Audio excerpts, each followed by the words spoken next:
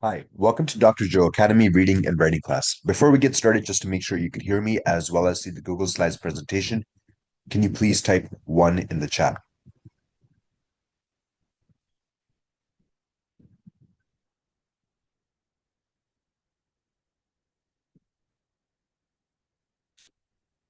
Okay, thank you.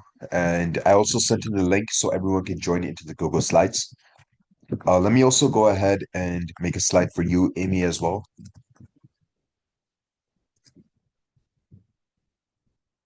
All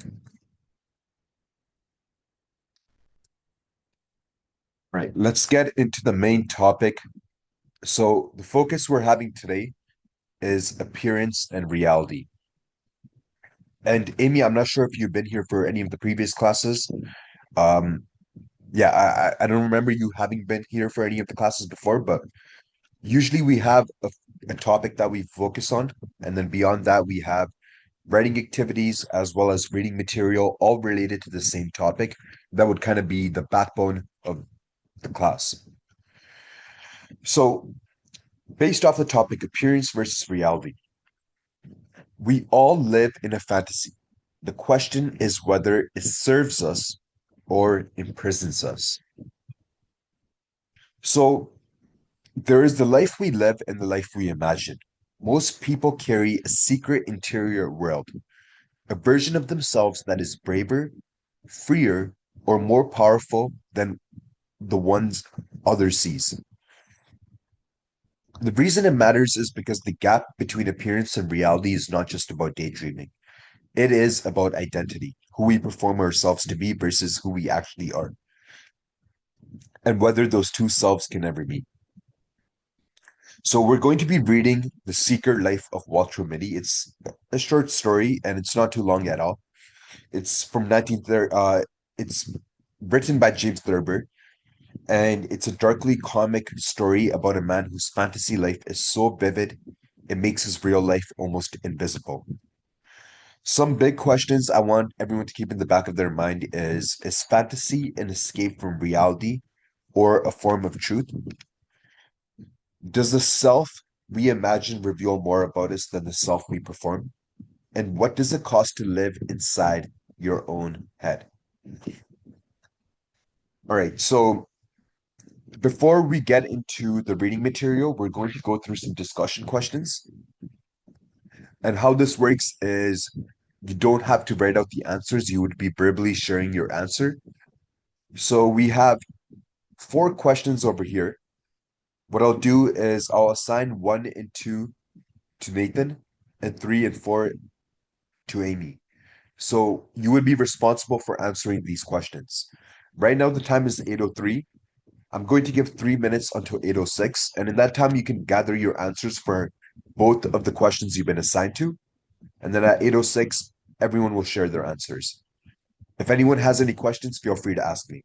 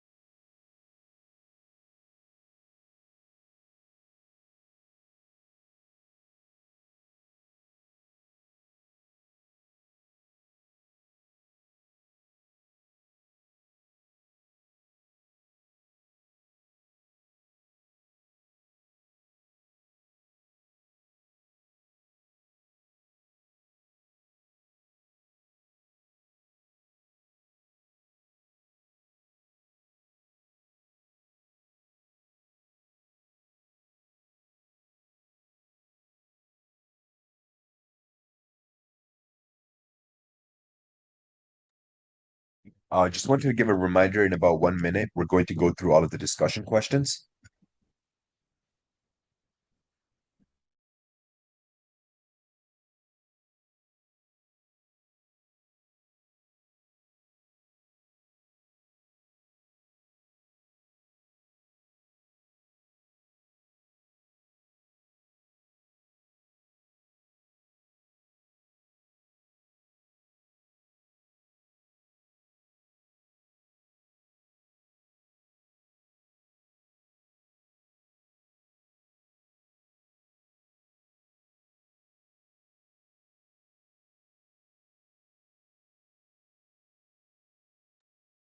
All right, the time is 8:06, and Russell, I see that you joined in as well.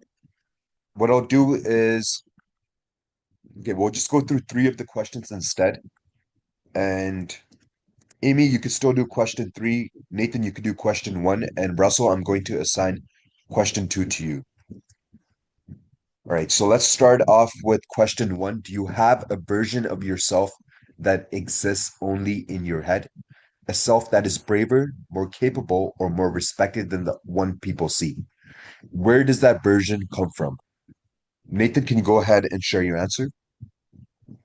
Um, that version of myself probably I do have a version, and that probably comes from my like peers who like are like braver, more capable, and like more respectable. So probably is from others. Okay. Yeah, I definitely agree. I'm sure everyone has that. I myself definitely have that, have always had that. Uh, and I think it really comes from three different sources. What we feel we lack in reality, what we were told we can become but haven't yet, and what we consume. So this could be the heroes of movies we watch, books we read, games we play, and even stories that we hear. So a person, again, we're just thinking in an imagination scenario, but I also do think when you do see a version of yourself that, like here it says exists only in your head. So that's why we're specifically talking about that. But I think it's also possible to envision yourself to be a version that you aspire to become. And there's nothing negative about that because that's beyond imagination. That's aspiration. So I think those two things are different, and I don't want it to get confused. But here we're almost kind of focusing on appearance versus reality. So that's kind of the theme we're analyzing. And even in the short story, I know we haven't read it yet, but just going kind of to give an example, what makes Walter Mitty so recognizable is that his fantasies are drawn from pulp fiction cliches, so like almost think of like magazine level stories. And he kind of absorbs like the heroic characters from there, and that's where his fantasies build up.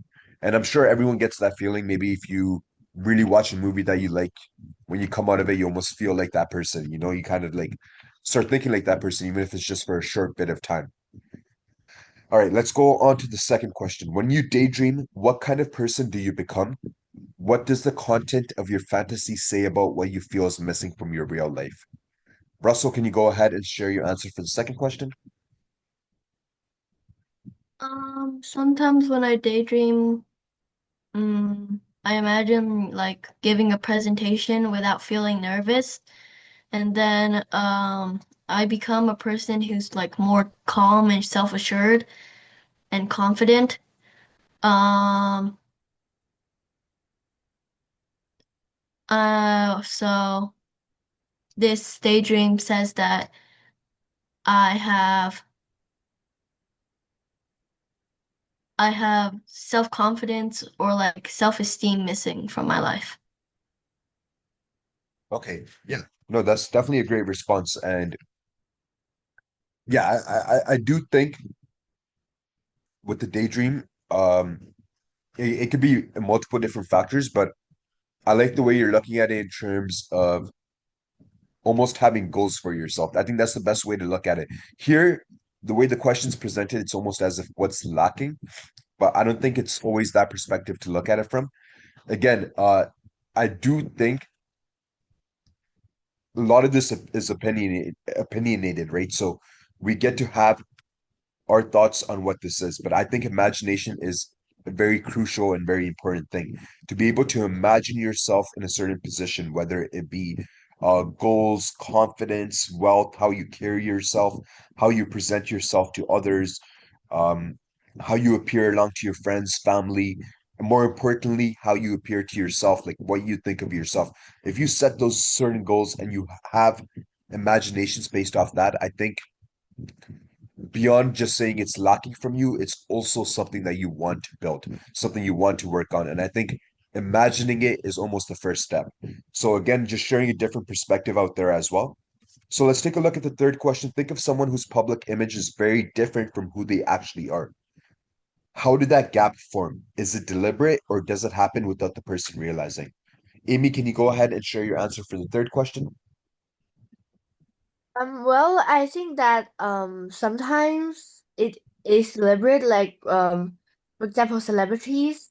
Um, they when they are in like a social plane, they will um they will actually I think they will speak better and wear better. So it the public image is actually different from who they actually are.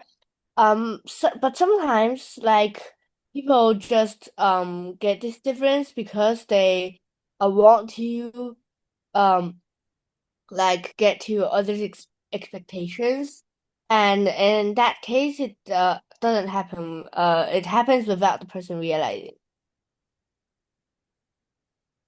Yeah, no, I definitely do agree because we do see a lot of influential people.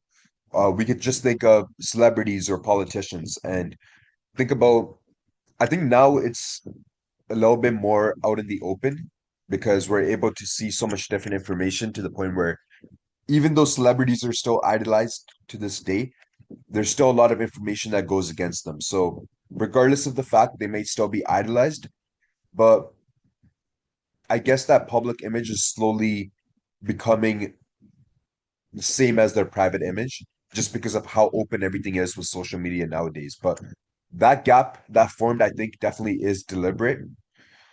We don't even need to just think about the person controlling it, but like just in general, I think there's always been a gap that has been created to make it seem as if things on the other side are better, whether it's with celebrities or with politicians. They've always been made to look as if I don't even want to use the word better, but realistically, they've been made to look better, but that hasn't exactly been the case as we've seen in media over the last couple of years. All right, so this is going to bring us into our short story that we're reading, The Secret Life of Walter Mitty. I'm going to change my screen shortly just to get the short story up there, but let me see. There should also be a link. All right, it's fine. What I'll do is I'll send in a link shortly after I read through this, and we're going to be going through the short story. And then after that, we'll be answering some discussion questions. And then there's three set of writing activities that we're going to be working on. All right, so the author is James Thurber, and he's an American humorist, cartoonist, and writer. He's known for stories and cartoons that expose the quiet desperation beneath ordinary middle class life, particularly the tension between hand-picked husbands and domineering wives. This story, The Secret Life of Walter Mitty, was published in 1939 and became one of the most famous short stories in American literary history. They've even made a movie based off the short story with Ben Stiller. All right, so the genre of this story is it's a comic short story, satirical fiction. So it does tend to use a lot of irony and tend to also be on the funnier side. It alternates between Walter's vivid fantasies and his mundane reality, so kind of like switching back and forth. And it goes over five fantasies. I don't want to get into all of the details right over here, but we'll get into it as we read the story. Oh, the link is right over here, and let me go ahead and send that. So this link would open into a PDF. You don't need to open it right now. I'm going to be sharing my screen, but I do think it will be essential in the writing activities to have it. So give me 1 second. I'm just going to get the PDF pulled up on my end.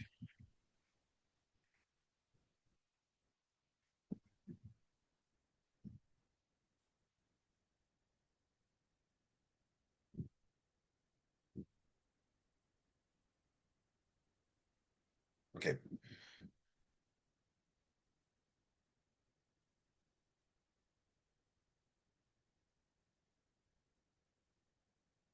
All right, so how we'll do this is each person is going to be reading a page, and if your sentence continues over as if it doesn't end on the page, you would finish off at the next paragraph. So in this case, you would start reading from "we're going through" all the way up until "the hospital on his way to the parking lot." So you would finish off at the end of the last paragraph. And then the next person would continue from "it's the millionaire banker." And again, since this continues down, they'll read up until "shining." All right, I hope that makes sense, but if we do get confused, that's fine. So let's start off with the first page, right? Give me a second. All right, Amy, we'll get started with you. Can you go ahead and read the first page? We're going through. The commander's voice was like thin ice breaking. He wore his full dress uniform, with the heavily braided white cap pulled down rakishly over one cold gray eye. We can't make it, sir. It's spoiling for a hurricane, if you ask me. I'm not asking you, Lieutenant Berg, said the commander. Throw on the power lights. Rev her up to 8,500. We're going through. The pounding of the cylinders increased. Tap, pocket up, pocket up, pocket up, pocket up, pocket up. The commander stared at the ice forming on the pilot window. He walked over and twisted a row of complicated dials. Switch on no 8 auxiliary, he shouted.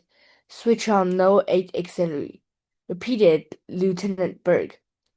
Full strength in no 3 turret, shouted the commander. Full strength in number 3 turret. The crew, bending to their various tasks in the huge, hurtling 8-engine Navy hydroplane, looked at each other and grinned. The old man get us through, they said to one another. The old man ain't afraid of hell. Not so fast. You're driving too fast, said Mrs. Smitty. What are you driving so fast for? Said Walter Mitty. He looked at his wife, in the seat beside him, with shocked astonishment. She had seemed grossly unfamiliar, like a strange woman who had yelled at him in a crowd. You were up to 55, she said. You know I don't like to go more than 40. You were up to 55. Walter Mitty drove on towards Waterbury in silence, the roaring of the SN2 through the worst storm in 20 years of Navy flying fading in the remote, intimate airways of his mind. You're tensed up again, said Mrs. Mitty. It's one of your days. I wish you'd let Dr. Renshaw look you over. Walter Mitty stopped the car in front of the building where his wife went to have her hair done. Remember to get those overshoes while I'm having my hair done, she said. I don't need overshoes, said Mitty. She put her mirror back into her bag. We've all been through that, she said, getting out of the car. You're not a young man any longer. He raised the engine a little. Why don't you wear your gloves? Have you lost your gloves? Walter Mitty reached in a pocket and brought out the gloves. He put them on, but after she had turned and gone into the building, and he had driven onto a red light, he took them off again. Pick it up, brother, snapped a cop as the light changed, and Mitty hastily pulled on his gloves and lurched ahead. He drove around the streets aimlessly for a time, then he drove past the hospital on his way to the parking lot.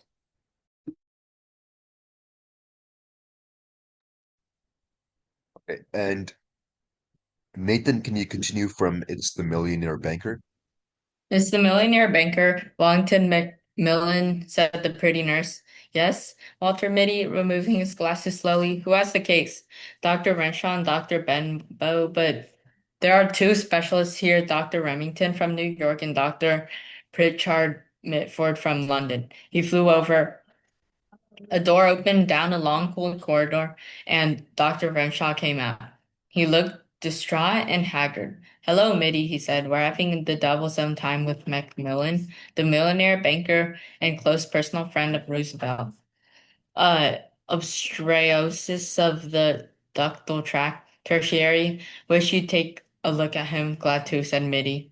In the operating room, there were whispered instructions. "Dr. Langdon, Dr.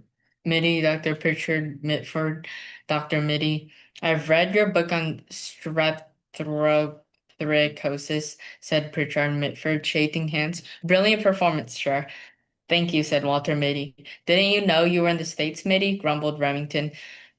"Calls to Newcastle bring Mitford and me up here for tertiary." "You're very kind," said Mitty.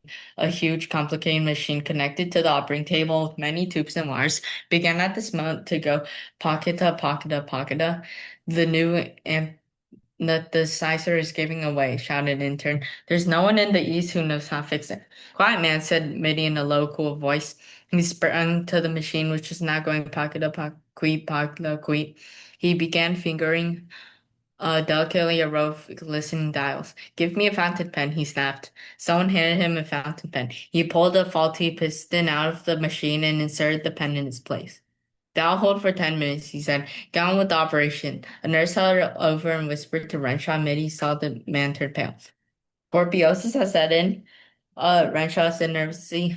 "If you would take over Mitty." Mitty looked at him, at the craven figure of Benbow, who drank, and at the grave, uncertain faces of two great specialists. "If you wish," he said. They sipped the white gown on him. He adjusted them as he drew on thin gloves. Nurses handed him.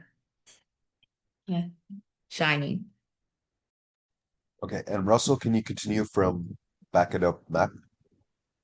Back it up, Mac. Look out for that Buick. Walter Mitty jammed on the brakes. Wrong lane, Mac, said the parking lot attendant, looking at Mitty closely.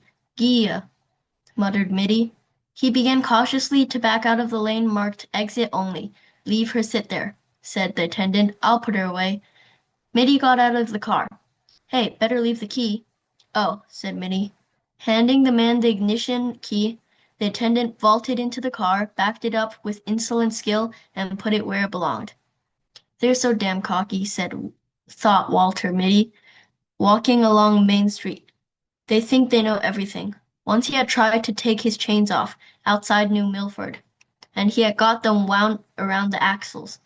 A man had had to come out in a wrecking car and unwind them, a young grinning garage man. Since then, Mrs. Whitty always made him drive to a garage to have the chains taken off. The next time he thought, I'll wear my right arm in a sling. They won't grin at me then. I'll have my, and they'll see I couldn't possibly take the chains off myself. He kicked at the slush on the sidewalk. Overshoes, he said to himself, and he began looking for a shoe store. When he came out into the street again, with the overshoes in a box under his arm, Walter Mitty began to wonder what the other thing was his wife had told him to get. She had told him twice before they set out from their house for Waterbury. In a way, he hated these weekly trips to town. He was always getting something wrong. Kleenex, he thought, squibs, razor blades, no, toothpaste. Toothbrush, bicarbonate, carborundum, initiative, and referendum. He gave it up, but she would remember it. Where's the what's-it-name? She would ask. Don't tell me you forgot the what's-its-name. A newsboy went by shouting something about the Waterbury trial. Perhaps this will refresh your memory. The district attorney suddenly thrust a heavy automatic at the quiet figure on the witness stand. Have you ever seen this before? Walter Mitty took the gun and examined it expertly. This is my Webley Vickers 50.80. Ho said calmly. An excited buzz ran around the courtroom. The judge rapped for order. You are a crack shot with any sort of firearms, believe, said the district attorney insinuatingly. Objection, shouted Mitty's attorney. We have shown that the defendant could not have fired the shot. We have shown that he wore his right arm in a sling on the night of the 14th of July. Walter Mitty raised his hand briefly, and the bickering attorneys were stilled. With any known make of a gun, he said evenly, I could have killed Gregory Fitzhurst at 300 feet with my left hand. Pandemonium broke loose in the courtroom. A woman's scream rose above the bedlam, and suddenly a lovely dark-haired girl was in Walter Mitty's arms. The district attorney struck at her savagely. Without rising from his chair, Mitty let the man have it on the point of his chin. You miserable cur.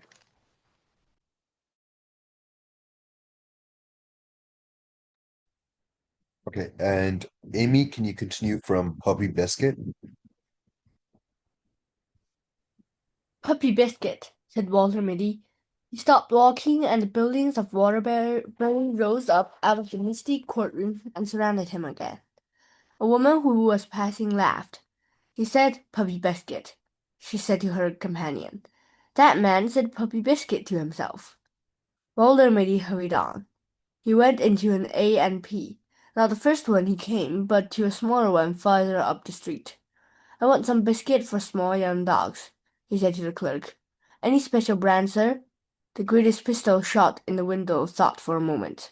It says Puppy Bark for it's on the box.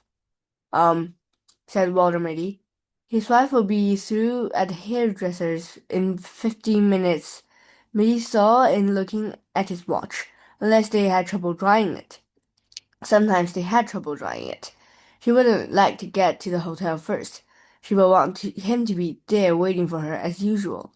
He found a big leather chair in the lobby, facing a window, and he put the overshoes and a puppy biscuit on the floor beside it. He picked up an old copy of Liberty and sank down to the chair. Can Germany conquer the world through the air? Walter Mitty looked at the pictures of bombing planes and of ruined streets. The cannonading has got the wind up in young Riley, sir, said the sergeant. Captain Mitty looked up at him through tousled hair. Get him to bed, he said wearily with the others. I'll fly alone. But you can't, sir, said the sergeant anxiously. It takes 2 men to handle that bomber, and the Archies are pounding hell out of the air. Von Richtmann's curses is between here and Soler. Somebody's got to get that ammunition dump, said Mitty. I'm going over. Spot of brandy? He poured a drink for the sergeant and one for himself. War thundered and whined around the dudgeon and battered at the door. There was a rending of wood and splinters flew through the room. A bit of nursing, said Captain Mitty carelessly. The box barrage is closing in, said the sergeant. We only live once, sergeant, said Mitty with his faint, fleeting smile. What do we? He poured another brandy and tossed it off. I never see a man could hold his brandy like you, sir, said the sergeant. Begging your pardon, sir. Captain Mitty stood up and strapped on his huge, Webley Vickers atomic. It's 40 kilometers through hell, sir, said the sergeant. Mitty finished one last brandy. After all, he said softly, what is it? The pounding of the cannon increased. There was the rat-tatting of machine guns, and from somewhere came the menacing pocketa of the new flamethrowers. Walter Mitty walked to the door of the humming, pressed the bongs. He turned and waved to the sergeant. Cheerio, he said.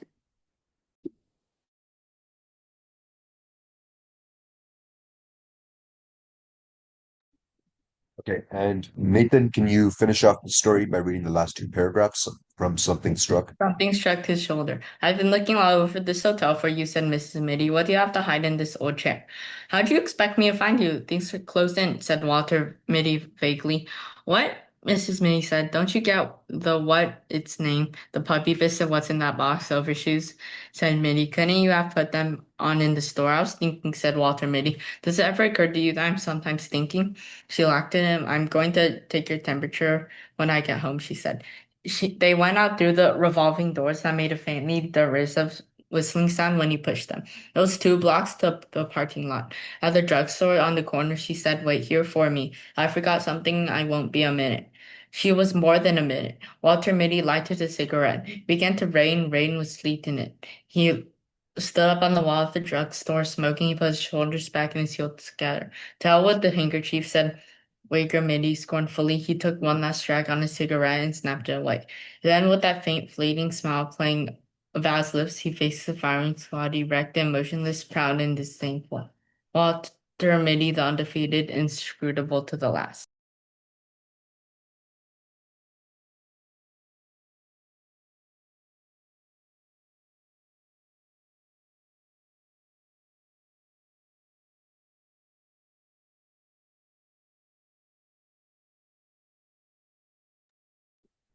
Okay, so having read the story, let me just go over this slide. Having read the story, we see irony being a central part of the structure because Walter is a failure in life and a hero in fantasy. So that itself is considered to be ironic. Thurber uses this gap not just for laughs, but to expose how badly Walter needs a self he cannot find in the real world. Because it is the truth, if you just live in your imagination and you forget about your reality, then it really becomes nothing. And again, if you get completely stuck in your reality, like your schedule, your loop, then that imagination, that creativity, the aspirations, that also becomes shut down. So it's almost like finding a balance. Stream of consciousness. Thurber moves between fantasy and reality without warning, like we're able to see in the story. A word, a sound, or an object triggers the shift. This mirrors how the mind actually works, which makes Walter's condition feel recognizable. He's also mocking the fantasies of masculine heroism, with the fearless commander, the brilliant surgeon, the crack shot. But I think that's something that, like, commonly all guys kind of have that thought, or like I'm not sure exactly is what it would be, but I'm just saying from my own perspective, as a male, of course, like those thoughts run through everyone's head. I remember seeing something funny online where it was the idea of like yeah, the idea of saving people in like a scenario where something bad happens, like in a public setting, or like I don't want to get into specific details, but just something like that. It's something that runs through kind of like an imagination, right? So that's what we're able to see with this masculine heroism that Walter has in his dreams. And then the sound that we see, that repeated pocketed sound that runs through Walter's fantasies, is the sound of complex machines he alone can fix. It signals entry into the fantasy world and underlines his desire to be irreplaceable. There's also the unrealized self, which is the deeper argument that Walter's fantasies reveal who he believes he could have been, a self that was never allowed to develop. The comedy is built on a foundation of genuine loss. So even though it is funny, it's not exactly funny in a positive way because at the end of the day, there is a genuine loss that leads into these fantasies. All right, so we're gonna go through some discussion questions. What I'll do is I'll assign, okay, Amy, you'll be answering question one, Nathan, you'll be answering question two, and Russell, you'll be answering question three. So right now the time is 8:34. I'll give just 2 minutes until 8:36, and then at 8:36, I'm going to ask everyone to share their answers for the assigned questions. After that, we'll be moving into the writing activities.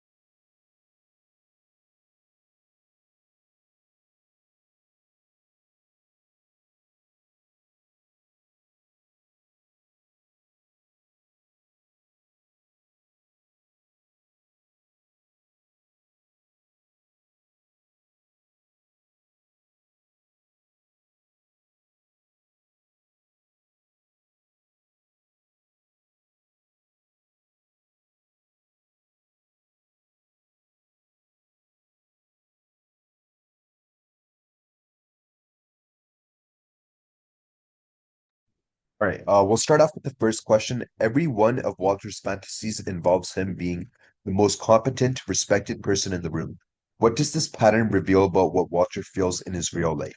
What specifically does he feel is missing? Amy, can you go ahead and share your answer for question one? I think that this pattern reveals that he thinks that he is powerless and like something like left out. Um, he isn't really like others just pass him with a look, and he doesn't really have much attention in his real life. Um, and I think that he feels that he's lacking control on his own life and respect from others. Yeah, no, 100%. And yeah, I definitely think the pattern is too consistent for it to be considered generic. And I do agree in the fact that he fantasizes about being the person that other competent people turn to in every crisis. So in every fantasy, he wants to be almost like the expert, the surgeon who was trained, whose whole life steps aside for Mitty. The seasoned word pilot looks up to him. The courtroom falls silent when he speaks. So what this reveals is not just that Walter feels incompetent, but it also reveals that he feels specifically invisible, almost like not seen. And the deepest wound is not that he can't park a car. It is that nobody needs him for anything that matters. His wife needs him to run errands and remember the puppy biscuit. The parking attendant needs him to get out of the way. Nobody has ever looked at Walter Mitty and said, "We need you. Only you can do this." And his fantasies are the exact fulfillment of that need. In every one, he is irreplaceable. And that's the key to understanding Walter. All right, let's take a look at the second question. Thurber gives Mrs. Mitty no first name and presents her almost entirely through commands and corrections. Is she the cause of Walter's escape into fantasy, or is she a symptom of a problem that had already existed in Walter? Nathan, can you go ahead and share your answer for the second question? Um, I think she's the symptom of a problem because uh he uses the fantasies to help his own weaknesses, but it's not gonna work out like that. Yeah, no, I do agree too. I remember even when I first read the story, that was one of the things that really stood out. Um, it might be a contested view, but well, from what we directly see, we see that she emasculates Walter, like almost like goes at his masculinity at every turn. She corrects his driving, tells him that he's not young anymore, insists on overshoes and gloves, and treats him like a patient rather than a husband. So when we're reading this, Walter's fantasies are almost to us a reasonable response to an unreasonable marriage. But we could also look at this in a little bit of a complicated way that Mrs. Mitty is not the origin of Walter's problem. She may simply be the most visible face of a world that has always treated him this way because he has always invited it, right? Just like being in that relationship and staying in that situation. It's inviting that. And it might have not only started from that relationship, it could have started at way early on in his life when he invited just being average or like just not being anything special or unique, which he grows on to regret, as we're able to see.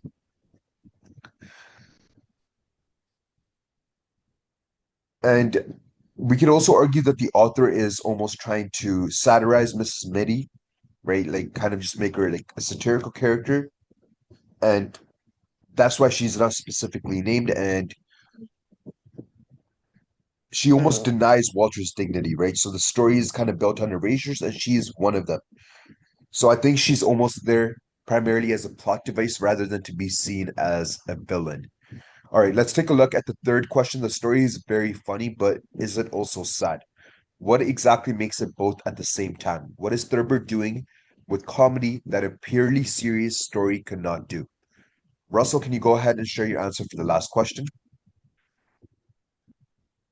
So I think that what makes the story both like funny and sad is like the instant change from like this really competent, impressive, and highly respected man to the disappointing reality. And then that provides like humor because like the sudden jump. Um, but then it also feels sad because it shows what Mitty is missing and it makes him realize that like his dreams are an escape from like his life, his real life. Um, so that makes like the reader feel sad because Walter Mitty is realizing that he he doesn't like live up to his dreams. Yeah, exactly. And even the comedy and the tragedy, it's not really separate layers. This even kind of leads back to one of our previous lessons where we were looking at the Kybalion and the seven hermetic principles, and how it was talking about how a lot of things like good and evil are just two things, but like two angles that are happening simultaneously, or two opposites of a pole, like they would word it. And that's exactly what we see here with the comedy and tragedy, because it's happening simultaneously and it's almost two opposites of the pole. The parking attendant who bolts into Walter's car and handles it with insolent skill is funny because of the absurdity of the contrast. It is sad because of what the contrast means about Walter's entire existence. The author is able to understand something important about how humor functions in relation to pain. Comedy is what happens when suffering is presented from a safe enough distance that we can observe it without being destroyed by it. If you really do look back at comedy movies or anything that you find really funny, there's always almost like a layer of tragedy underneath it, right? And here, though, we're Yeah. able to see it simultaneously operating. Oh, Nathan, did you want to share something? Oh, my bad. Oh, okay. No worries. I thought you just wanted to share an idea. All right. Let's take a look at the next activity. So this is going to be a writing activity, and here you're going to be choosing one of Walter's five fantasies. And from here, you're going to be writing a short response explaining what it reveals about the gap between who Walter appears to be and who he believes he really is. Again, I did send in the link to the PDF. I would really recommend everyone is directly accessing the PDF because I can't exactly share my screen, go back and forth. Everyone's going to be choosing their own different fantasy. And amongst these five fantasies, we have the option of the Navy commander, the surgeon, the courtroom marksman, the World War I pilot, or the condemned man. Describe what happens in it briefly, as in, don't let too much of the summary take up what you're writing, but rather focus on the analysis. So start out by making a claim. The surgeon fantasy reveals that Walter's deepest need is not just to be competent, but to be irreplaceable, to be the only person who can save the situation. Right? So thereof, you make the claim, and then you could go into spending maybe 1 to 2 sentences summarizing the fantasy. You should reference specific details like maybe the sound effects or the reaction of other characters in the fantasy or what Walter says or does. And then you could weave these into your sentences. Don't just put them in there, but weave them into your analysis. And then connect this to the theme. What does this fantasy reveal about the gap between appearance and reality? And what does Walter's inner life show us that his outer life conceals? So right now the time is 8:45. We'll work on this activity for 10 minutes until 8:55. Before we get started, does anyone have any questions about this activity?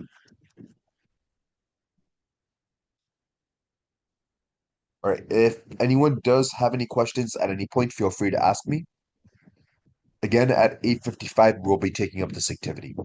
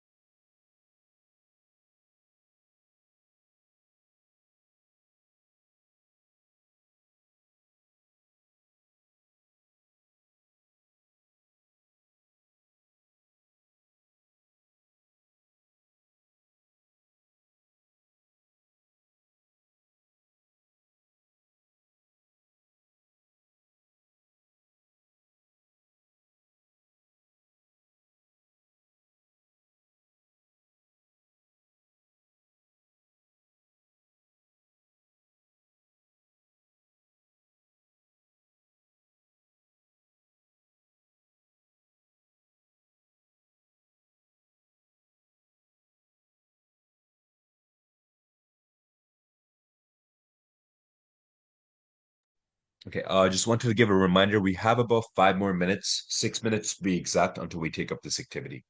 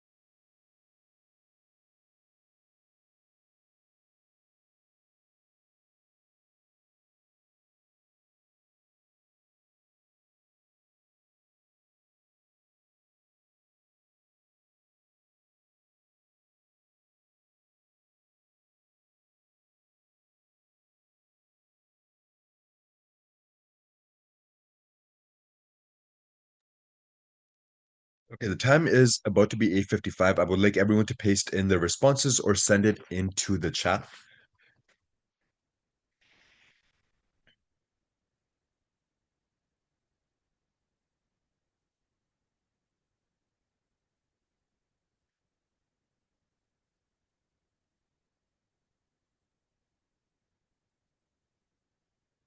Okay, Russell, can you go ahead and read your response? In the surgeon fantasy, Walter Mitty becomes a world-famous surgeon who is called in to save a millionaire patient after the hospital staff cannot fix a complicated machine. Everyone depends on him because he is the only one capable of handling the crisis. The surgeon fantasy reveals that Walter wants to be seen as intelligent, respected, and irreplaceable.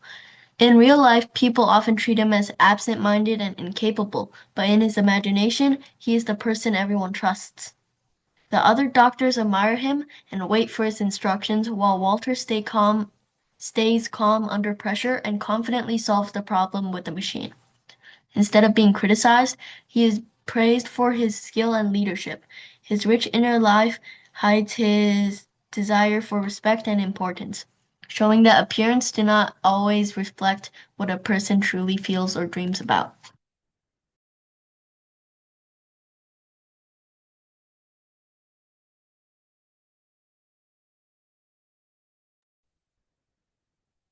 Okay. Great job with your response. I just have 2 points of improvement that I want to go over. No real corrections, but just points of improvement to make this response even better. So I do think the analysis correctly identifies the idea, which is the fact that he wants to be irreplaceable, but even then it does tend to stay too general. I feel like you could push one step further and ask why specifically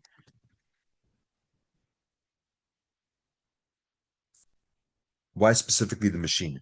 So I'm going to write use this question to push one step further. So the detail that Walter fixes it with a fountain pen is, or pen reveals, like beyond just also being a touch of like comic, like it's meant to also be precise comic touch because of course it's funny that he fixes it with the fountain pen, but it also reveals how he improvises, or it reveals an exact part of Walter's incompetence, which is that he improvises with nothing. And that's kind of like the opposite of, I'm just going to write over here, this is the opposite of his current reality, where he has nothing. I mean, where he has everything, but is still helpless, right? So we're able to see that direct contrast between imagination and reality, where with literally just a fountain pen, he's able to fix a major problem, whereas in reality, he has multiple different avenues of resolving problems, but he still feels helpless. And I'm also going to write over here.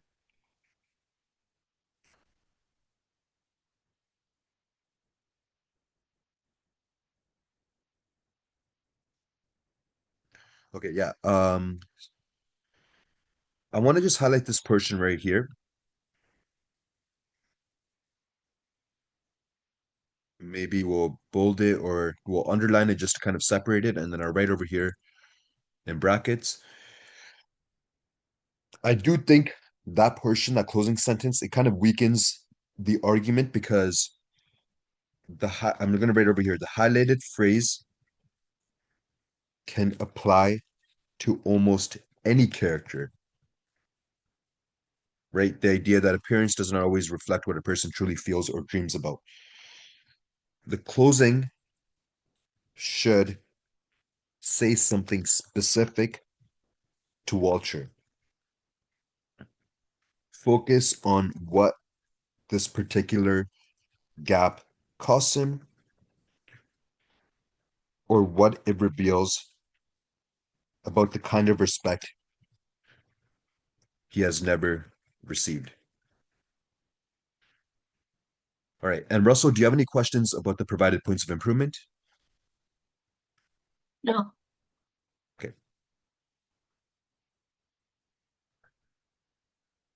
All right. And Nathan, can you go ahead and read your response? As the Navy commander, Walter shows that his fantasy displays a very strong person. He was able to drive ships very well and give excellent commands. However, his actual life shows a man who smokes and has nothing to do. The difference is very obvious and it shows weakness outside his fantasy.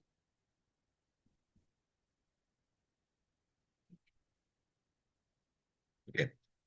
All right. I do think this response is a little bit too short. It doesn't really go into the necessary details that we would like to see in analysis. So I'm going to write over here, the response is too short and stays entirely on the surface.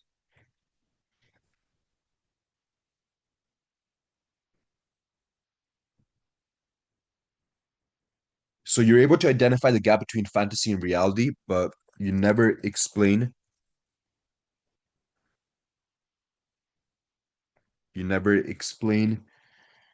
what the gap reveals about Walter's inner life. What does it mean that he specifically imagines being a commander, someone who gives orders that are instantly obeyed? So picking a point like that is where your analysis should be going.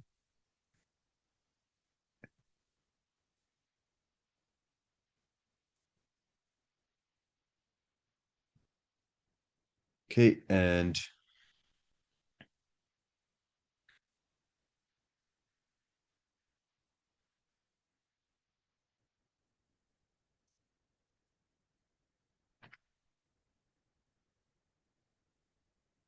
I would also perhaps even consider taking out the sentence. However, his life actually shows a man who smokes and has nothing to do, because he is running errands under his wife's instructions, being corrected by strangers, and failing at basic tasks. That specific texture of humiliation is what the fantasy is compensating for. And you need to be able to identify that rather than saying he smokes and he has nothing to do, because that would just completely ignore everything else we're seeing in the side of reality. The whole point is the humiliation that he's facing. So I'm going to write over here, Walter isn't idle, as in he's not doing nothing. He is running errands under his wife's instructions, being corrected by strangers, and failing at basic tasks.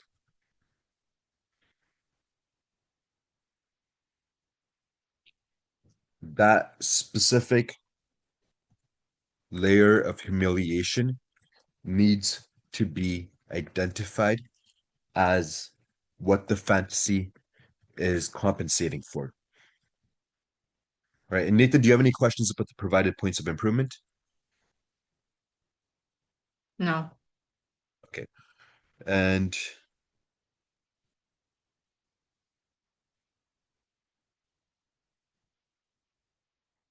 all right. Amy, can you go ahead and read your response? I choose Walter Mitty's Navy commander fantasy. In this daydream, he pictures himself to be a commander. His crew begged him not to go through the storm, but he still went through, showing his imagined self's braveness. After they were in the storm, everybody's safety depended on him, as he shouted commands like switch on no auxiliary, full strength in no 3 turret. This shows that the gap between his appearance, a timid and ordinary husband, and his inner self, longing to command. It shows his hunger for power needs to be respected. Okay. Great job with your response. Let's go over some corrections first before we get into points of improvement. So chose should be spelled differently, like this, with just one O, because of the tense. All right. And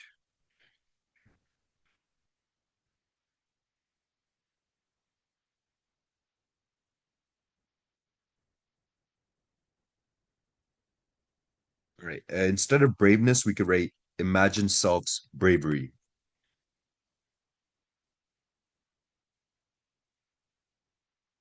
And then we'll just end off this sentence with the period instead. Let me also cross out this.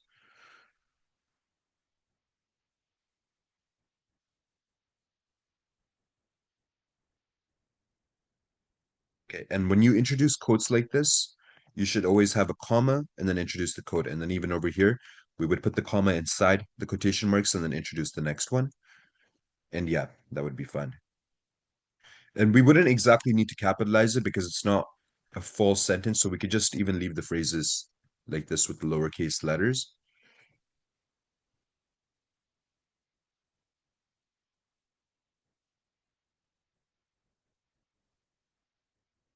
Okay.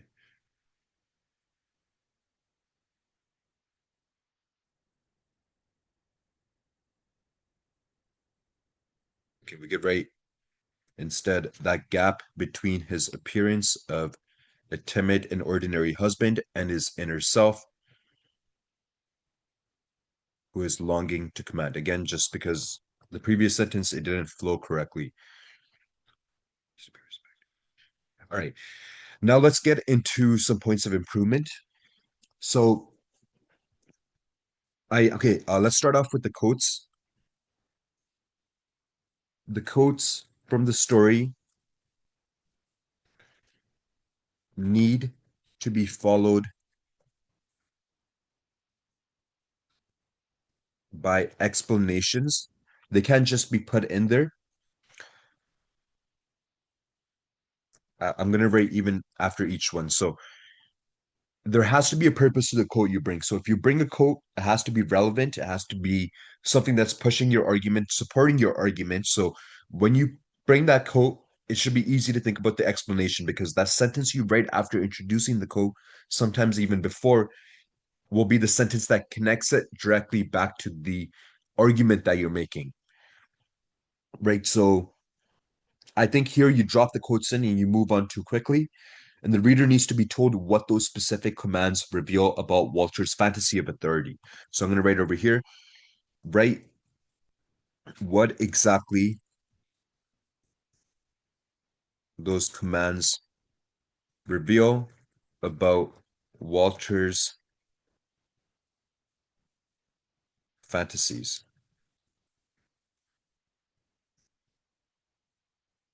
or fantasy of authority. And the thing you could get from here is it's not just his orders,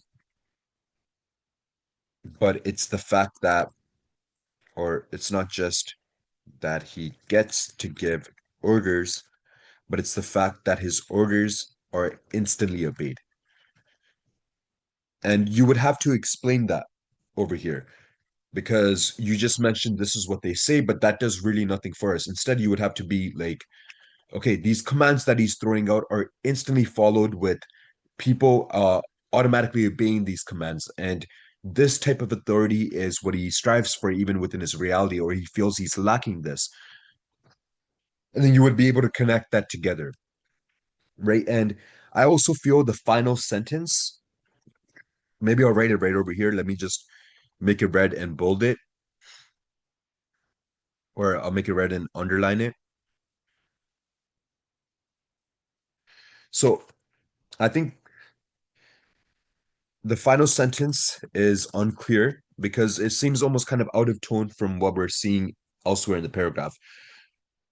Because first we'll start thinking, do you mean does Walter need to be respected, or is it that his desire deserves to be understood? So I think the idea is right. I'm just going to write, consider changing the phrasing. All right. And Amy, do you have any questions about the provided points of improvement? No. Okay, great. So next activity, we'll work on the personal reflection. I was going to give this activity about 15 minutes, so that way, yeah, honestly, we could leave this maybe for homework, the analytical paragraph. Okay. Russell, I do see that you finished your response for that as well. I'll give that a read and then we'll work on the personal reflection for now. But yeah, we'll leave those slides in there in case anyone is going to do it after as well. All right, so we're going to be working on the personal reflection, and the prompt is, who is the version of yourself that only exists in your head, and what does that gap reveal? So first, think of your secret self. Describe the version of yourself that exists only in your imagination. What can this version do that you cannot? How does this person carry themselves? What do others think of them? Where it comes from? Why does this version exist? What in your real life does it compensate for? Like Walter, what do you feel is missing or unrecognized in the life people actually see? When it appears, when do you slip into the self most easily? What triggers it? Is it a source of comfort, escape, motivation, or something more complicated? And then finally, what it costs. Walter's fantasy life makes him more absent from his real one. Does yours? Is there a version of you that has been so busy being someone in your head that it never quite showed up in the room? All right, so I am giving just 15 minutes. I'm saying 15 minutes from now until 9:25. There's some tips here for a powerful reflection that I think would be helpful to everyone. I think anyone can take a read into this. Again, it's on slide 17, but I'm going to stay here on slide 16 and give that time until 9:25 to work on this personal reflection. And at 9:25, we're going to proceed with the take up. We'll try and take up as much as possible. The rest will be taken up right after class, and then I'll submit in. What I'll do is I'll move the analytical paragraph for homework. And honestly, Russell, if you did get to finish that up, I'll read yours as well. All right. And before we get started with the personal reflection, does anyone have any questions about this activity?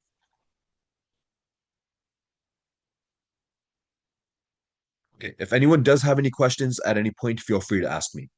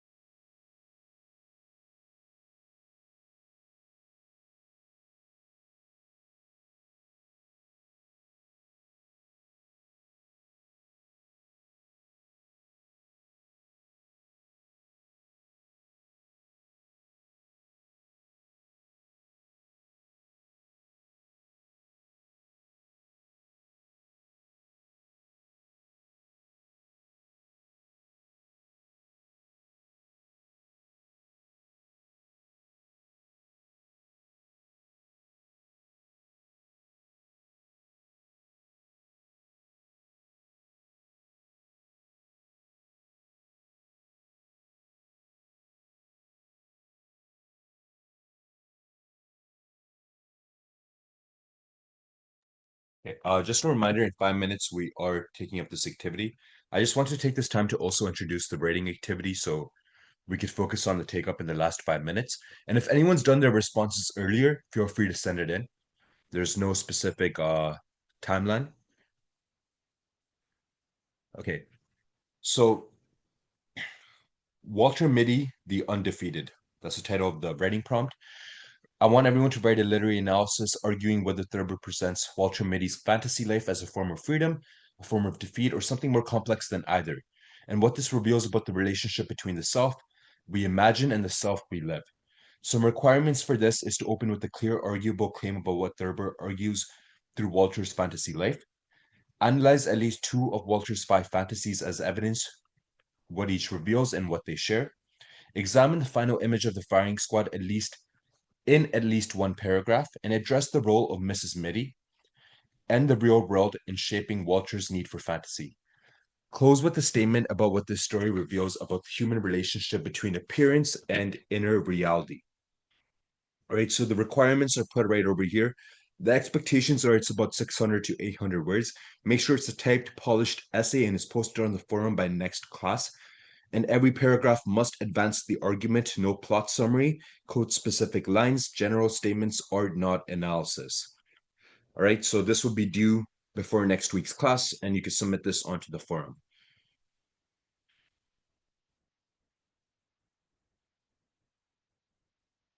All right, Nathan, are you done with your response? Yeah. Okay, yeah, give me 1 second. All right, can you go ahead and read your response? The person which I imagine is someone who's good at academics and sports. Everyone hangs around and throws him a party. This version compensates for lack of good grades at school. The person mainly comes when I'm having trouble with something or when I fail an important assignment. However, I don't focus on that person as much as in real life. Okay, so similar to what I said before, again, we really have to work on it's not just about writing more sentences, but it's also about going into more depth, and that's going to require a certain word count. And I definitely do feel like that's kind of missing over here. So I'm gonna write again, almost kind of a little bit of copy and paste. So I'm just gonna take the start of this response just to speed it up.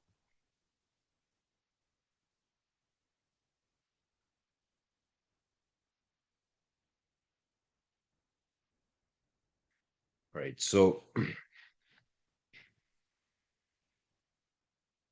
gonna write over here. You never explore what the timing reveals about yourself. Like Walter, the fantasy arrives precisely when reality is most painful. That connection to the story is right there.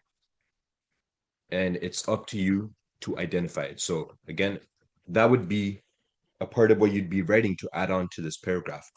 And I'm also going to write here the final sentence is interesting, but also not developed. You write, however, I don't focus on that person as much as in real life.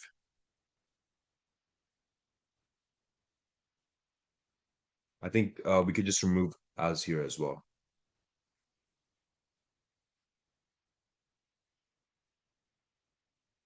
Or much as him, much as.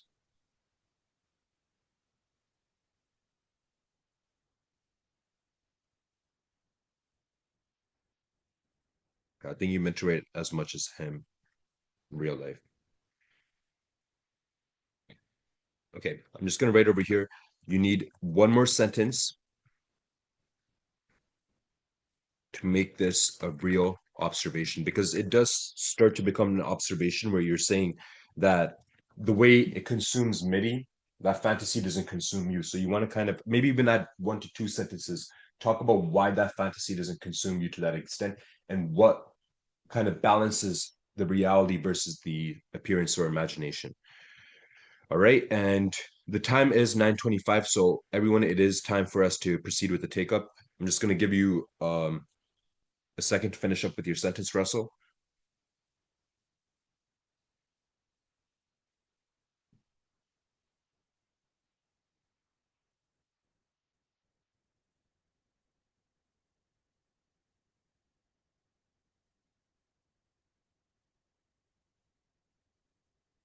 Okay. You could just leave it off right there, and you could continue reading. Russell, can you go ahead and read your response? Thurber uses the final image of Walter Mitty standing straight, proud of who he was and fearless of what's to come. Thurber specifically emphasizes on this gap by sharply contrasting between the competent and shameless imaginary figure with the incapable and absent-minded man who he is. Walter's posture, his authority as the courageous captain, his description of himself as the undefeated, all convey a man opposite to who he is in reality, which emphasizes the gap between Walter's fantasy and reality. His position as captain and his fearlessness in the face of death shows that he lacks respect from others and bravery in his everyday life.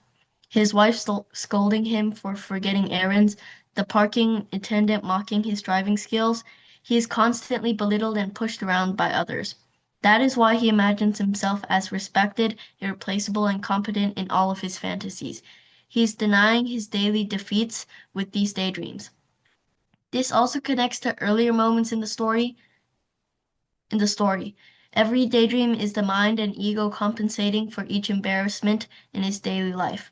The brilliant captain that can navigate through the largest storm the Navy has ever seen, while in reality he fails to park the car. Same structure for the other fantasies. He messes up a simple task. In his fantasy, he navigates an impossible situation. His final statement, Walter Mitty the Undefeated, is incredibly ironic because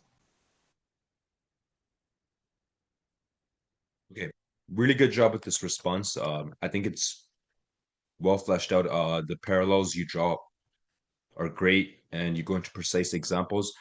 I'm just going to highlight this. I would say this is the best sentence, and I'm just going to write over here. Oh, consider making this a topic sentence, or consider making this topic sentence. And that doesn't mean it needs to be the first sentence, but almost like introductory into the argument. So maybe even second, third sentence. I think it would really fit in rather than coming near the end of the paragraph. And overall, I think, yeah, this is well explored. The only thing I could say that could further improve this is getting that irony observation on the dot. So we have to really think about how we could complete the argument. And that's the fact that he feels undefeated in a life which is defined entirely by defeat. And that should be almost the whole argument, right? So I'm going to write over here.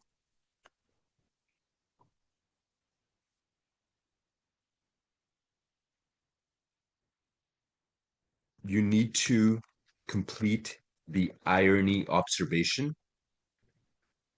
The main observation is that he is undefeated in a life defined entirely by defeat. Right. So I feel like just that one final point, you can maybe even add one sentence and it would definitely be a complete full argument. But other than that, really good job with your response.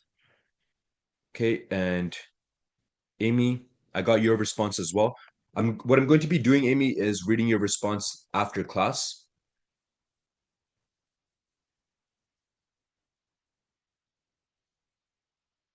Yeah, I'm just going to go ahead and paste it in over here. So is this the right one? No, my apologies. It's not. Yeah, I see it over here. Okay, I'll paste it in, and yeah, what I'm gonna also do is, all right, so in terms of the homework, like on top of the weekly writing assignment, you can work on the activity that you didn't get to do. So, oh, I think this is the part of the personal reflection. My apologies. Let me move this to the correct slide as well.